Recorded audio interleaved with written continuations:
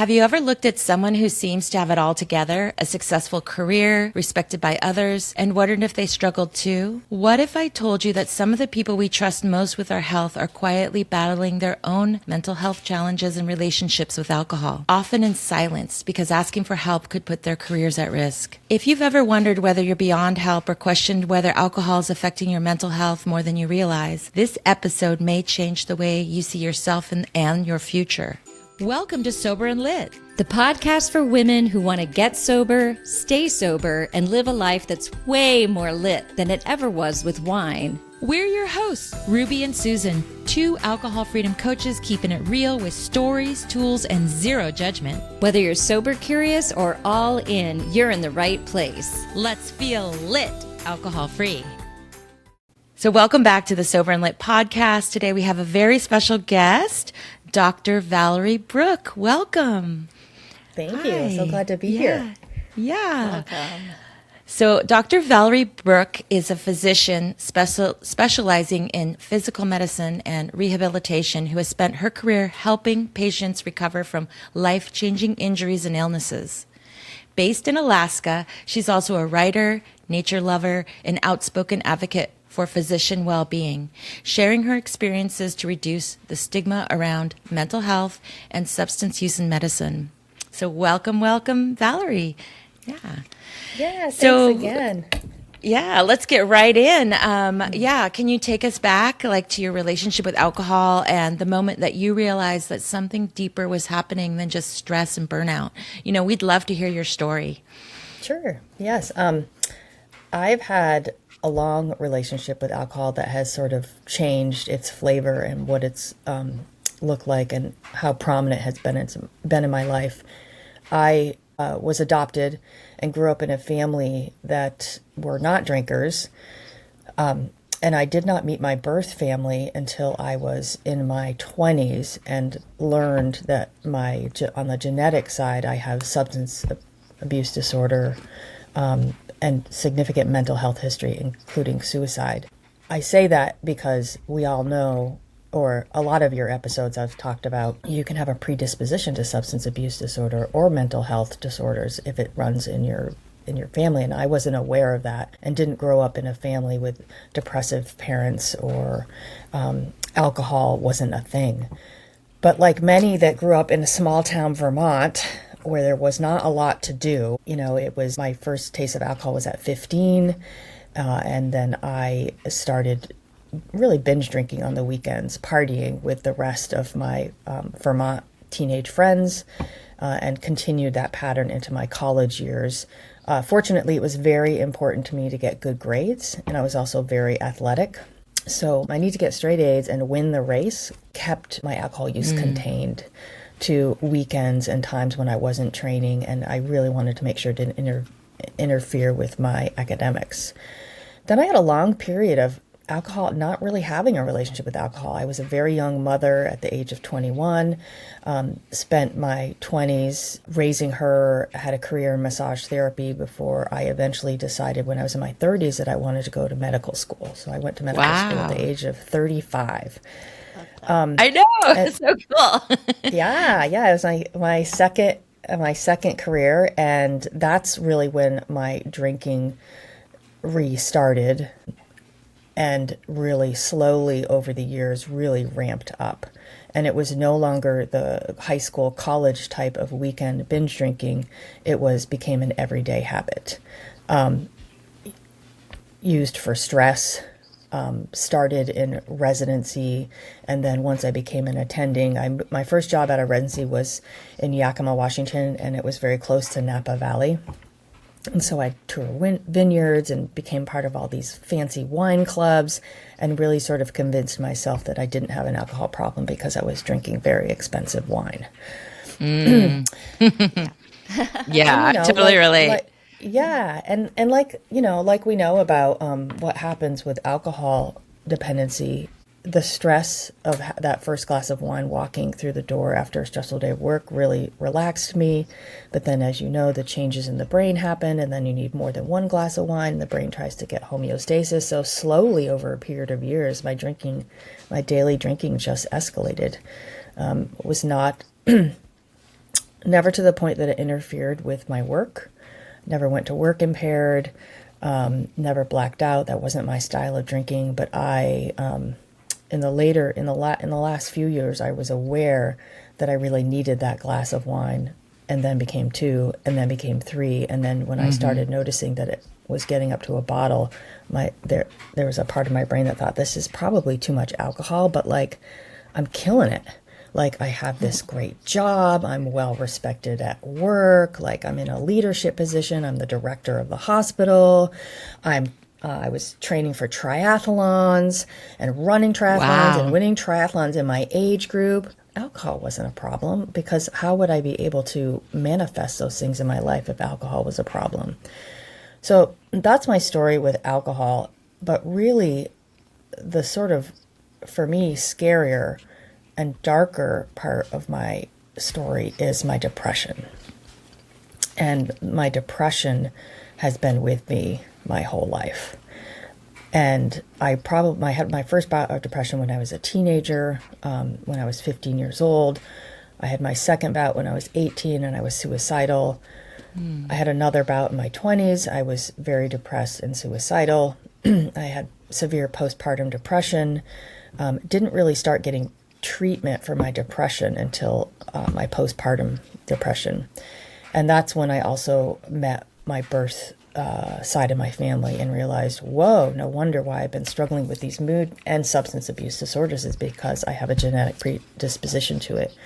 Honestly, I'm not sure in retrospect if I knew that as a 15-year-old, I would have made a different choice to party with the gang, but it would have been good information, and that's something I would love your readers to know. I have met people. I have a colleague that told me that he made a conscious decision because he knew his dad was an alcoholic, he knew enough about, and his dad was in medicine, and he just thought it's too risky because I'm going to react different. So he made a choice as a young person to never drink alcohol.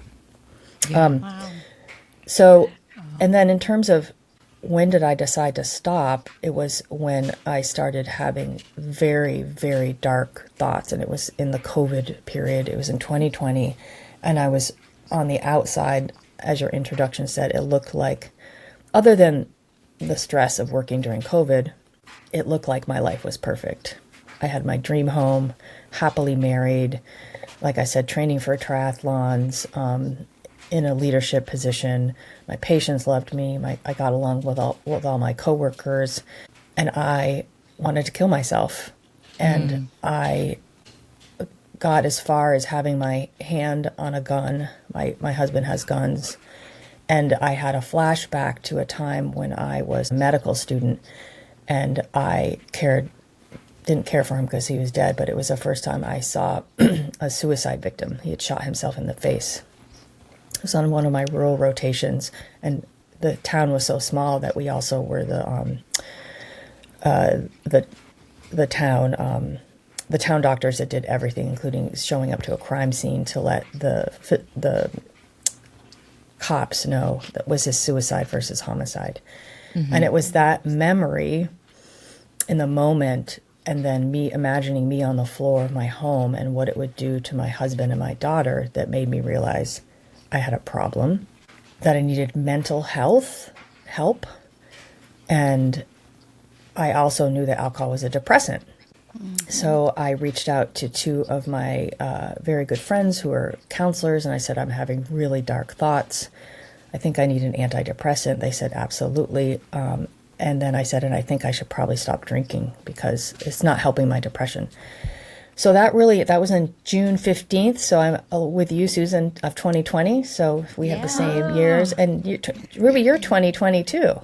I'm 2019, so I got it. in So May. you got time on it. So just 1 year. I just turned seven sober anniversary. So you guys are both 6 years. Let's celebrate ourselves, you guys, and like, oh my gosh, I know. Okay. I know. Wow.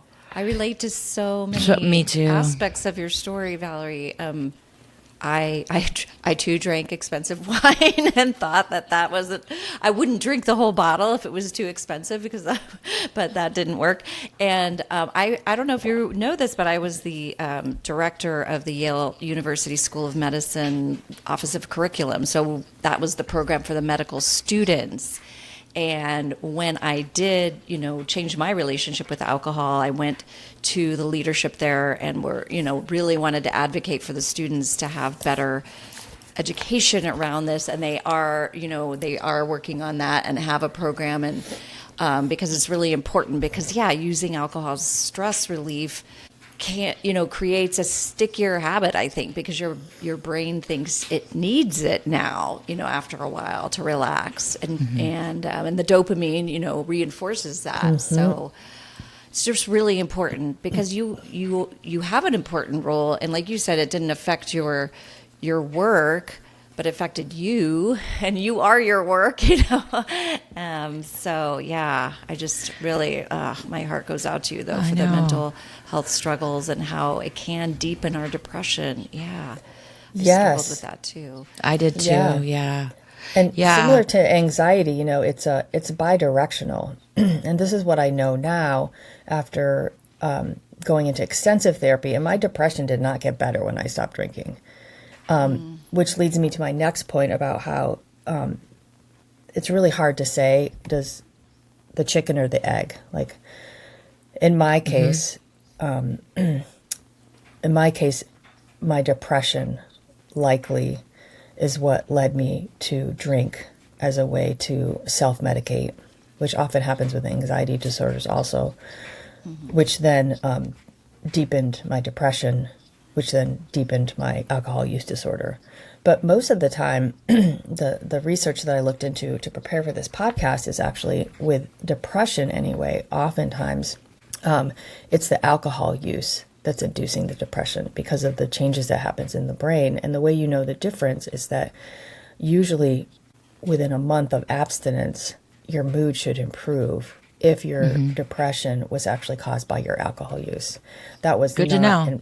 That was not the case for me. My depression when I stopped June 15, 2020, got really dark for 9 to 6 months. It did not get better, but fortunately I had excellent health care, excellent therapy, got on an antidepressant. And in a way, COVID was helpful because of the social distancing. So because there was a long period of where all I did was go to work and come home, and my husband's not a drinker, it made it much easier for me to stay sober. Because even now, today, I'm still, being up here in Alaska, I'm still struggling to find sober community because alcohol is so prevalent, not just in Alaska, but in the physician world. It is. There are no events that don't have alcohol, including hiking in the Alaskan wilderness. Wow. Craziness. What's interesting is, because I always take notes when everybody's talking, and it's like you said I started drinking age 15. My first depression bout was age 15. I thought that was interesting. Like, so when you just said that alcohol might be making depression, start, I feel like for you, it's very clear. Hard to know, and and I may never know, and also because they work on the same neurotransmitters in the brain, right? So it's really hard to tease out. The most important thing, and this is the part that I would say to your listeners, is that if you decide that you or recognize that you have struggles with your alcohol use and you want to stop, just be very aware that you may uncover some mental health concerns and that you have to treat both. You have to treat both of them. You have to treat your mental health, anxiety disorder or depressive disorder at the same time that you get sober support, whether that's in 12-step meetings or, TLC or all the online communities that just exploded during COVID. You had to do both in order to get well and to stay sober. Yeah, I often will recommend to all of my clients to seek mental, a therapist or psychologist at the same time. Because you're not alone if you're experiencing this, by the way. That it's dual diagnosis is kind of what the phrase is, but oftentimes people need both mental health as well as help to get alcohol free. So Yes. thank you for bringing that up. Yeah. Now, for me, when I stopped drinking, my depression got better and my anxiety got better, but I do still struggle with anxiety. And I had stayed on my anti-anxiety medication, which I was taking when I was drinking, but they probably canceled each other out, Right. Didn't help to drink. But I also want to address sometimes out in the sober verse, people say, oh, now I don't need my medication anymore. And that can send the wrong message to people. Like, no, maybe you do stay on your, and it's okay. There's nothing wrong with you if you're taking medication for depression or anxiety. You may need that, and that's okay. Getting sober, like you said, can uncover things. It can, and it will help your anxiety and depression, but you may still need your medication. So I just want to put that out there. Yes, and I agree. And thank you for that reminder, because what I often tell my patients is that mental health disorders are no different than any other disease or diagnosis that you have. If you have diabetes, you're not going to just, obviously you're going to eat a healthy diet, but hopefully that doesn't have a lot of added sugar to it, but you're not going to decide, I'm eating really healthy now, so I'm just going to stop taking my antidepressant medicines. Or if you have high blood pressure, you're not going to say, I'm going to stop taking these pills because I'm walking every day. It's the same with mental health disorders. It's just an organ in your body that isn't working optimally, and that you require some external support via these chemicals in the pills. And so, yes, I agree. I think use the guidance of a well-trusted physician. Absolutely. If you decide that you want to change your mental health medications. I myself have been on and off antidepressants since my first postpartum depression, when I first got help from a physician. And I just recently this year, slowly with the help of my physician, titrated down my antidepressant because I wasn't happy with the side effects. They definitely prevented me from having the lows, but they also were preventing me from having some highs, not highs as an abnormal highs, but from feeling joy. Yeah. But I'm very hyper aware, because I've done this dance with depression for so long. I know the signs to look out for if things start turning in the wrong direction, and I have no hesitancy about restarting antidepressant medications, because I'm very high risk given what I have experienced in the past in terms of how close I was to having a plan to end my life. Yeah.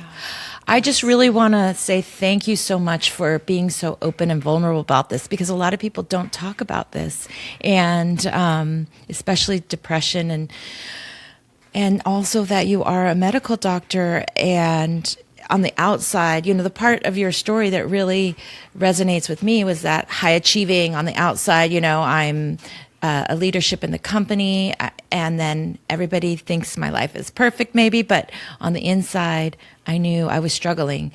And what would you say to someone who has to keep up their appearances and internally is struggling? Well, first I'd say, a couple things. First, I want to just give a little bit of background about why there is so much secrecy in medicine with physicians and their health care, not just their substance abuse disorder, but their mental health. And it all has to do with licensing, credentialing, and keeping our license to practice medicine. It is slowly changing because COVID fortunately put the mental health care of healthcare workers in such stark limelight that changes have been made. There was a woman during COVID, her name was Lorna Breen. She was an emergency room doctor in New York City who was involved. They got hit really hard, and they were the ones that on the news, they were showing the trucks, the portable morgues. And she was suffering with severe depression. working 12-hour shifts at multiple different hospitals because they were so short-staffed, and got COVID herself and was really struggling but didn't share it with anyone. And she ended up taking her life, and her family are in politics. And so they started the Lorna Breen Act. So the Lorna Breen Act was passed, I believe, President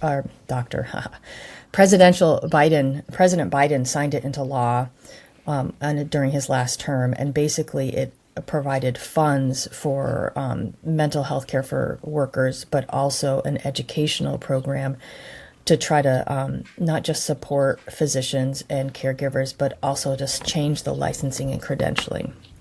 So depending upon what state you live in, we fill out paperwork for credentialing every 2 years for the hospitals we work for, and then every 2 years for our state license. And we have to answer questions about our mental health and our substance use. Sometimes they ask questions like, have you ever been diagnosed with a mental health disorder? So the reason, and if you say no, and it's determined at some point that you have been diagnosed with depression, you could lose your ability. Wow. You lose your ability to practice medicine. So you spend 12 years training to be a physician, and so you protect that because you're afraid that if you're honest, that not only will your patients feel like you're not capable of caring for them because you struggle with a mental health or substance abuse disorder, but also you will literally lose your license to practice medicine. So there's so much secrecy. Survival, It's your survival. whole, It's changing. It's slowly changing. There's organizations that are changing their language so that you just need to disclose if you currently are having any substance abuse or mental health disorder that are impairing your ability to care for patients. And we need these in place, right? Because we want our caregivers to be well mentally and emotionally to be able to care. But having to disclose that you have a history of depression just isn't appropriate. Yeah. So things are slowly changing, which is part of also why I'm in a state where it's current, not past history. So, and I am out at my workplace. I talk very openly about my mental health and substance abuse disorder with my coworkers, with my leadership. I did not 6 years ago, but I do now. And with my patients, it makes an incredible bond with my patients to have that shared history in terms of, I understand you. I understand how hard it is to get sober. I understand how hard it is to be struggling with a mental health disorder because I've been there. That's amazing. And that's why I think coaching works so well too, because we can say, we've been there. We know what it's like. And that really, it also can relieve the shame. And I think that's amazing that you can be that honest and open. And I feel for the physicians and nurses and that have to keep that under the radar. And then you can't join like AA as a doctor. Probably So you there's can't a join doctor's- rehab. Yeah. No, there's an AA for doctors that I'm a member Oh, there of. is? It's called IDAA, the International Doctors of Alcoholics Anonymous. They have online meetings that I join. There's a local 12-step meeting that I just interestingly learned about from a patient this week. I had a patient and I was asking her mental health and substance abuse history, which is part of the intake. And she said, I'm 32 years sober today. And we high-five. I go, I'm 6 years sober. And I was like, I just moved to Alaska. And she's like, oh, there's a great women's meeting on Saturday mornings at 10 o'clock. I was like, great. So tomorrow I'm going to go to Yay. a meeting because I really, that's part of my sobriety that I want to complete, is I really would love to do the steps. So I'm looking for local community. So as a physician, I can go to any meeting, AA meeting, but oftentimes what I've heard from other doctors that are in the doctors AA is that it's nice to be in a group of people that understand the specific challenges we have of caring for patients and the extra stress, the life or death responsibility we have that adds just a different component of our struggles. Yes, yeah. The stigma around substance use disorder and mental health issues is so frustrating. Even when we were self-insured at one point, because I was on that anti-anxiety medication, the insurance company wouldn't give us prescription coverage. Is that correct? Wow. Because I was on this medication. Isn't that awful? And it wasn't even that, it was one you could get the generic for. But so this period of time, this is before I was working at Yale, where I had a really good health care coverage, but being self-insured, we couldn't, Yeah. That's And just wrong. we can flip it. You're talking about, being secret as a physician, or a lot of physicians, but the patients, I lied every time to my doctor about my medical use. And then how is a doctor supposed to, determine what medications, if you really are drinking? This secrecy around alcohol is causing so much problems, in, treatment, on both sides. So, Yeah, they taught Yeah. us in medical school that if your patient discloses how much they drink, just double it. yeah. Yeah. They would have needed they- to triple it for me, because I would look at the chart. There was a chart, and they would say like seven drinks a week for a woman or something. And I'd be like, oh my gosh, I would like think about it. I'm like two to 3 bottles a night of wine. So yeah, that crazy town. Interesting for me is that, and I want to answer your questions about what I would recommend to your listeners if they Oh, yes. need to really fiercely Yes. protect their mental health or substance abuse history. First, I want to say that when I first got sober, I had more shame around being depressed and suicidal than I did about having an alcohol use disorder. And I think, and so I have 2 t-shirts that I wear as often as I can. One says normalize mental health, and the other one says normalize sobriety. And I think it's because we are such an alcoholic society and alcohol is everywhere, that it was like, of course I drank a bottle of wine a day because I work in healthcare and that's just what you do. And it's not more, I'm not blacking out. I don't have to go to inpatient rehab, which they have for physicians. I got off the train before it ever escalated to that point.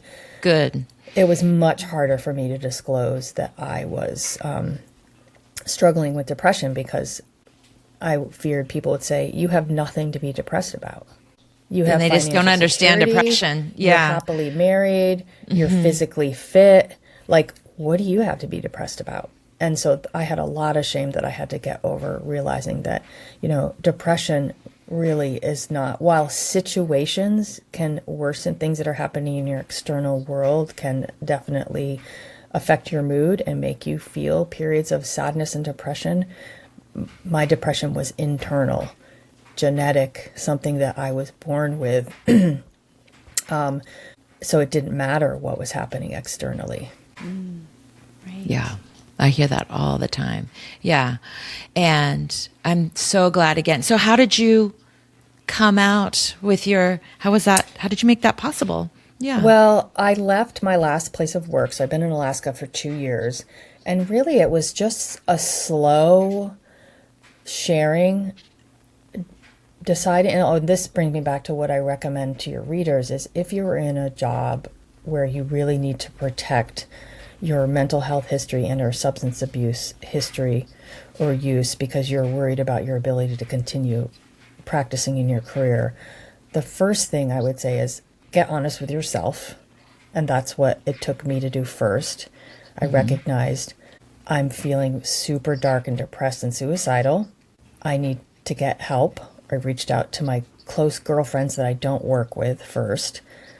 Talk to my primary care doctor, that is protected health information, HIPAA. Your doctor is legally bound to protect your health information, not only your mental health, but how much you're drinking. We don't Really? Okay. It's protected health information. Yeah, it's protected health information. Nobody else needs to know. It's between you and your doctor. So I'd say find trusted friends. Get honest with yourself. Get honest with one other person in your life that you trust. Your spouse, a best friend, somebody in a sober community. Get honest with your doctor, because your doctor is the one that can then, if you have the fortune of having access to healthcare, talk to a doctor so that you can find out if you need both either medications to help with your substance abuse disorder. There's multiple different types of medications, no matter whether you're addicted to alcohol or opioids or stimulants. There's medications that can help you in the weaning period that can also determine if you need inpatient for detox, because it can be dangerous. And then in terms of your workplace, if there is one person maybe that's in a peer position, and that's what I started doing first, is I started sharing my history with my peers before eventually I became more comfortable sharing it with other people in my organization that are in their positions of power. Mm-hmm. Okay. This is a really good roadmap. And I'm also curious, because you mentioned medical detox. What would you say to when you think someone, because they got to maybe self-diagnose a little bit, when would they just decide they need a medical detox versus just able to maybe, titrate down or just stop altogether? Yeah. Yeah, that's a really good question. And I'm not an addiction specialist. So I don't have a hard and fast, but I would say get the advice of a medical professional about whether you need that or not. It really obviously that's what I depends say. On how long have you been drinking, how much are you drinking every day? Because, DTs, delirium tremens, which is what happens in your body when you take away alcohol that's been dependent upon for a long period of time, is potentially life-threatening. Yeah. And we monitor in the hospital when patients come in the hospital and they have a history of alcohol use. There's a specific protocol that we do where we measure their heart rate and their blood pressure and their anxiety and tremors and then we give them medications to help ease those side effects associated with withdrawal. Okay. Yeah, I was on an anti-seizure medication when I went to outpatient rehab. And so I was in a medical detox, but I got to go home every night. It wasn't it was outpatient. Yes. You can do it outpatient. There's outpatient detox and there's inpatient detox. And really, I think it's really a case-by-case basis. And I think it's a decision you need to make with your doctor for your safety. Mm-hmm. Very important. Yeah, let's talk about the good news. You're 6 years alcohol free. Tell me about what surprised you most about being alcohol free and getting some help around your depression as well. How's your life now, My life right now is, I am so incredibly blessed. From the outside, probably my life honestly doesn't look that much different than it did 6 years ago to a stranger. Again, I have a lovely job. I love my job. I'm in an organization that really walks its talk. I feel incredibly supported by my leadership. I love going to work. I'm in a leadership position. I'm the medical director of the rehab hospital. I live in this beautiful place. I live in Alaska. I have a lovely home. I have a fantastic husband. We just celebrated our 26th wedding anniversary. We travel, we hike, we camp. So on the outside, it's interesting. I'm just thinking about this now. My life looks probably no different than it did 6 years ago. So fascinating. What's different is that obviously I'm not depressed. And I just feel so much gratitude and joy and awe at being alive. And I'm not going to say that I don't have hard times. Working in healthcare is very hard, very stress producing and sad, honestly. So it's not like I don't cry or get angry or feel anxious. I still have all the realm of human emotions. What's different now is that they pass through me. They don't get stuck in my body. And I have happiness, joy, that I was not feeling before. Yeah. Isn't that beautiful? I feel the same way. My life is pretty much the same, except eventually I was coaching and working at Yale, and it got to be too much. So I left the Yale job to coach full time. But yeah, same husband, same house, same everything. I live in the same place. Yeah. And but inside I'm so different. My husband says I got my sparkle back. That's how he Yes, describes it. yes. That's how I feel. And I just feel more present. And I just have healthier habits to deal with the stress associated with being a doctor instead of beelining to the bottle of wine on the counter as soon as I walk in the door, sometimes without even taking my jacket off. Now I just do other things. We have a soda stream, and that was how in the first initial period, my husband would always draw a bath for me when I would text and say I'm on my way home from work. He'd draw a bath, and then he'd pour me a glass of wine. But when I became sober, it just changed to make a fresh soda stream, and there's different flavors, and there's like hundreds of flavors, and be like, oh, am I gonna have raspberry today? So I just have my glass of soda. And then in the winter, I still take baths when I get home from work. I do a lot of reading. I just do a lot of relaxation, and everything is better. My relationships are better. My sleep is better. My physical health is better. My outlook on life is better. I have no desire ever to go back to being a daily wine drinker. Yeah. I so relate to everything you're saying, and life is so much better. Still is lifey. I love the word that you used was awe. I think I didn't experience the awe, that like the sky, the sun sets, the sun rises, all of those things just didn't quite show up in my life when I was drinking. And that's what I really notice is the awe. And are you still doing triathlons? That was going to be one of my questions. No. No, because the other thing I really let go of when I became sober is the need to compete and prove myself. Cool. Granted, I'm in my 50s now, and my joints aren't the same as they were 30 years ago. But now when I move my body, and I go to Orange Theory. I love Orange Theory. That's my thing. It's high intensity interval training in a gym setting with a group of people to loud music. It's lovely. It's right down the street from where I live. Cool. And I cross country ski, and I'm still very physically active, but I no longer have this desire to compete. I want to just move my body and challenge my body just for the benefits of just being physically active. Mm-hmm. Mm-hmm. And also, competing and training for triathlons takes up a lot of time. And I'd rather use that time for other things. I was part of Tammy Salas's Ray of Light community. I've been doing a lot of art. I'm a writer, so I have a Substack that I write.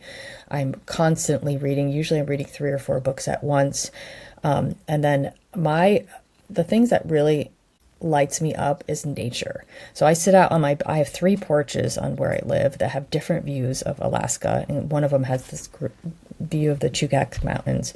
But the porch off my bedroom, I sit in the morning and I have my cup of Mudwater tea, and I hear the birds. It's the shorebirds. It's very close to the inlet or the ocean here. So I have the mountains and the ocean up in Anchorage. And birds, the trees. Just the other day, I saw something. I was like, what is that? It looked like sort of like a leaf or something. I looked, and it was a type of tree seed that I'd never heard before. It was like an upside down cone, and it was translucent, about this teeny tiny, like a centimeter.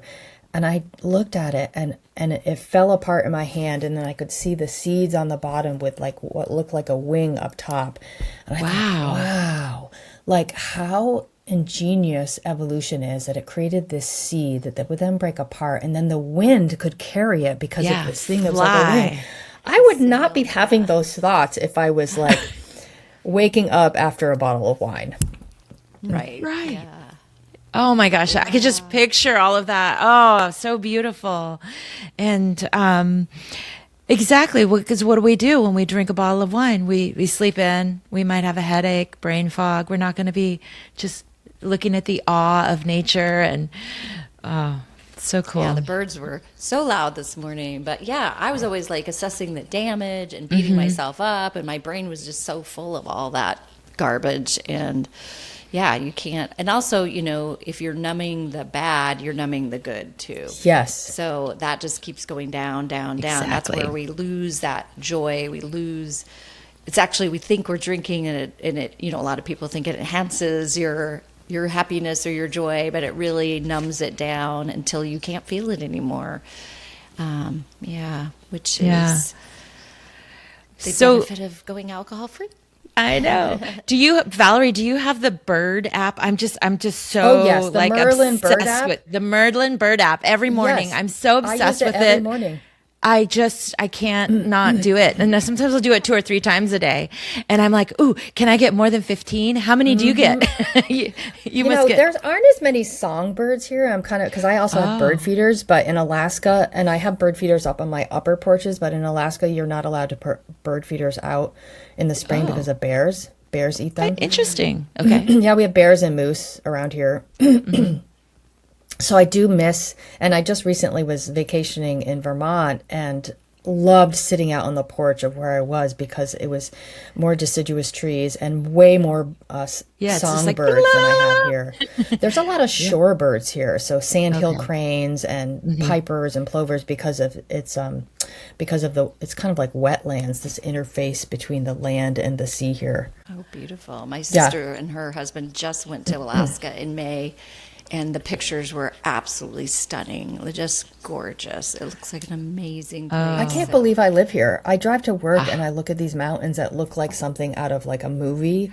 And I'm like, I can't believe I get to see this every day. Will you share with us some, because we post on like Facebook and we have some communities, like a couple of your pictures from your like view. I want to like see the view from your deck.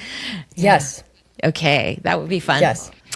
Yeah. Well, Valerie, I just want to thank you so much. And we're going to post on the show notes all the links to Valerie's Substack and where you can just get in touch with her and follow her if you just love her story. And thank you so much for bringing the awareness of, physicians, that cross between dual diagnosis, alcohol, mental health, physicians and people that care for patients. Really, really important to get this topic out there. So important. Yeah. And thank you so much for the work that you do. Oh, thank you. And then listeners, just remember, do something today to feel lit. Thanks so much for listening to the Sober and Lit podcast. If you enjoyed this episode, we would love it if you would subscribe, rate, and review. It really helps get the word out. And remember, do something today to help you feel lit. See you next week.